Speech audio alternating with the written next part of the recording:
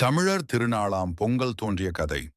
ஐப்பசியில் கோவர்தன பூஜை செய்த ஆயர்பாடி மக்கள் மேல் கோபம் கொண்ட இந்திரதேவன் 3 மாதங்கள் கடும் மழை பொழிகிறார்.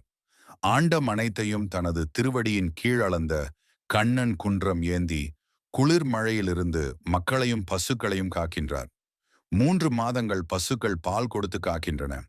மார்கழி முடியும் நாள் இந்திரன் தனது தவறை உணர்ந்து மழை நிறுத்துகிறார்.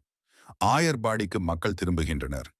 தமது வீடுகளில் மழையால் நினைந்த பழைய பொருட்களை வீதிகளில் தீயிட்டு கொளுத்துகின்றனர். இதுவே போகி பண்டிகையானது. வீடுகளை சுத்தம் செய்து வெள்ளை அடித்து மாவிலை தோரணம் கட்டி அலங்கரிக்கின்றனர்.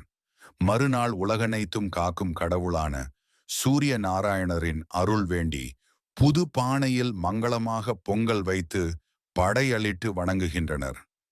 மறுநாள் தமக்கு உணவளித்து உயிர் காத்த பசுக்களுக்கு விழா எடுத்து வணங்கினர்.